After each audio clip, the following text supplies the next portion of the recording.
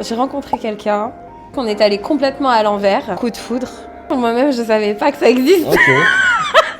Il s'avère que comme je n'étais pas safe, comme mon cœur n'était pas safe, j'agissais comme si je n'étais pas en couple, tout simplement. Et lui, de son côté, en fait, ça l'a un peu détaché, en fait, de cette connexion qu'on avait.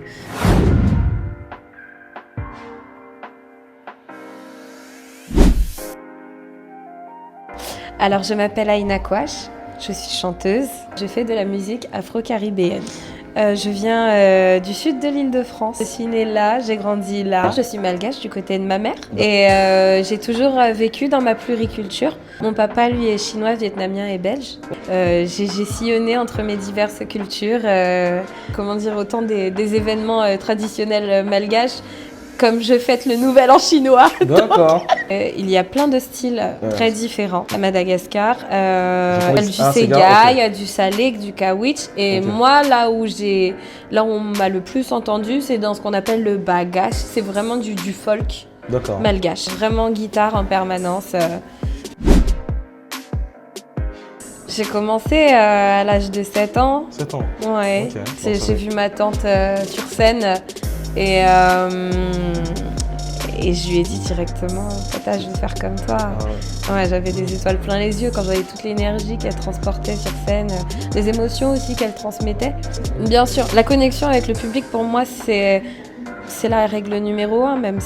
Et c'est ce dont pourquoi je fais ce métier-là. D'accord. C'est un ressenti qu'on n'arrive même pas à expliquer tellement on se sent autant en lévitation parce qu'on se sent porté par le public, mais en même temps, on est à nu parce qu'on met nos sentiments à nu.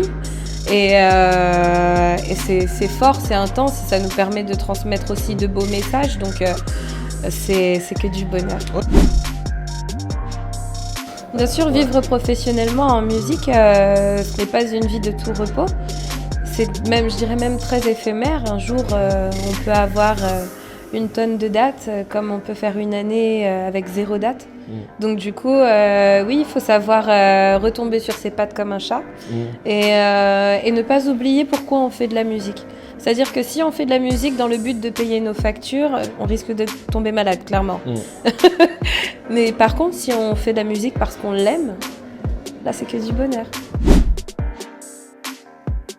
Il y a 2 expériences qui se battent. Stade de France, oui, avec Jessie Matador. Ça, c'était vraiment génial. Il va bien, lui, t'as des nouvelles de lui Bien sûr, il va très bien. Il continue à tourner, il s'est même mis dans la production. Et il continue à faire perdurer l'Afro New Style.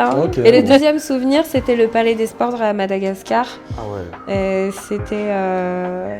J'avais l'impression d'être sur un tapis volant, vraiment, tellement c'était... À Madagascar, les gens, quand ils aiment ta musique, ils chantent. Mais ils chantent de tout leur cœur. C'est-à-dire que, t'as l'impression de t'envoler et que c'est les voix de chaque personne, en fait, qui te portent. Et c'est magnifique. Ma tante, donc, qui était elle-même chanteuse à La Réunion et à Madagascar, à son âme. Et c'est elle qui m'a donné envie de faire ce métier. C'est elle qui m'a donné envie de faire de toute ma vie la scène. Et la manière dont elle m'a pris en main pour m'apprendre les bases du chant, ça a été un vrai générateur au niveau de ma passion déjà. Pour la musique, mais après ça, il y a eu bien évidemment mes parents, ma mère qui était beaucoup derrière moi, mon père aussi appuyait beaucoup, toujours, ils étaient toujours derrière moi pour me pousser au maximum vers ma passion. Ils ont toujours cru en moi et jusqu'à aujourd'hui, c'est mes fans numéro 1.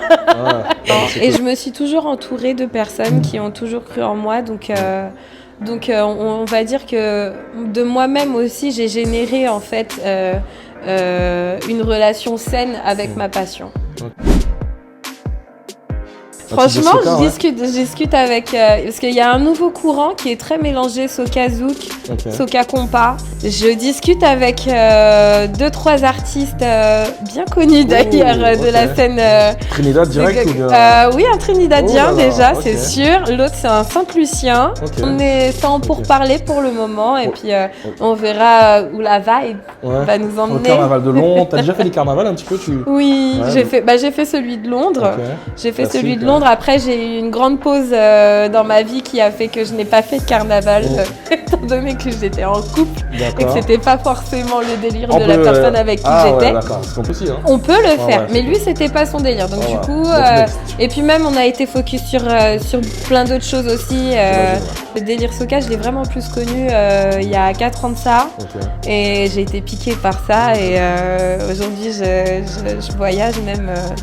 Pour suivre un peu ce courant-là qui me fait énormément de bien. J'ai toujours dit que la soca a sauvé mon cœur à un moment où j'en avais besoin. C'est très fort. Y croire, c'est un titre. Je rigole déjà par rapport à l'histoire du titre. J'ai rencontré quelqu'un avec qui c'était un peu compliqué. On est allé complètement à l'envers.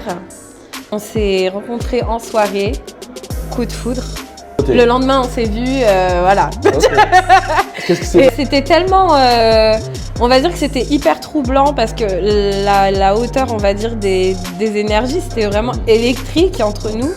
Et très rapidement, on était très à l'aise, comme si on avait toujours été ensemble. Ah ouais, donc ça, c'est le vrai coup de foudre. Exactement. Ça existe encore, ça ? Bah franchement, moi-même, je savais pas que ça existe. Ok. Ah ouais, de ouf. Le temps est passé et du coup, il y avait toujours cette question de est-ce qu'on se met ensemble ou pas, est-ce qu'on se met ensemble ou pas, est-ce qu'on fait quelque chose ou non. Et moi, d'un côté, j'avais pas envie non plus de l'embêter avec ça, donc du coup, je le laissais venir à moi pour ça. Et en fait, il s'avère que comme je n'étais pas safe, comme mon cœur n'était pas safe, j'agissais comme si je n'étais pas en couple, tout simplement. J'osais recevoir des avances d'autres personnes. Et lui, de son côté, en fait, ça l'a un peu détaché, en fait, de cette connexion qu'on avait. Et en plus de ça, lui, à côté de ça, il avait toute une partie à gérer aussi de son côté parce qu'il avait déjà fondé une famille auparavant. C'était pas encore très clair au niveau de sa séparation, donc c'était compliqué. Et c'est pour ça que la question, en fait, dans cette chanson, c'est est-ce qu'on peut toujours croire à ce qu'on a vécu le premier jour, en fait. Est-ce qu'on peut toujours croire à ce qu'on a vécu le premier jour et voilà. J'ai fait ce titre-là pour ces sentiments-là que j'ai ressentis. Et d'ailleurs, je les remercie beaucoup pour ça. Vous êtes en contact toujours ou... Oui, toujours. Ça ne se passe plus comme avant. On a chacun nos vies de notre côté. Mais ça ne nous empêche pas de se donner des nouvelles de temps en temps. Et puis voilà. Moi, j'aime bien rester en bon terme avec les personnes qui ont été dans ma vie. J'aime trop la paix, en fait. Il y a un grand philosophe qui dit dans tous les cas, ça finit mal. Dadju, t'as déjà entendu ça? Dans tous les cas, ça finit mal. Je suis pas d'accord. Je suis pas d'accord. Quand on aime la paix et vivre avec les épaules et le cœur léger, ça peut quand même bien finir. Et dans le sens où on en tire les leçons, on en garde le positif, on est content des bons moments qu'on a passés. Oui, bien sûr, on peut suivre sur les réseaux sociaux, c'est Aina Kouache. Sur tous les réseaux, c'est Aina Kouache. Instagram, TikTok, Snapchat aussi pour ceux qui veulent suivre ma vie plus en détail. J'aime bien rigoler, j'aime bien... je suis quelqu'un qui partage toujours la good vibe sur mes réseaux. Et donc, il y a ça. Et puis, à côté de ça aussi, j'ai une ou deux petites scènes à venir aussi. Ouais, j'ai l'Arena Grand Paris. J'ai vu ça. Pour le concert Ladies Night. Assez grande salle quand même. Après, j'ai la RNS, le Rassemblement National Sportif des Malgaches de France. Et on a un peu plus de 5000 Malgaches à se retrouver. Et donc, je vais faire une prestation là-bas aussi. En plus, il y a des traiteurs locaux et tout. Faut grave que tu goûtes la nourriture de chez nous. Et enfin, fais bouger l'océan Indien au mois de mai. D'accord. Voilà, au Palais des Sports de Paris, au Dôme de Paris. Tu as plus de valeur que tu ne le penses. Accroche-toi. Accroche-toi. Celle que tu as envie d'être, tu la seras. Thank you so much. Je t'en prie.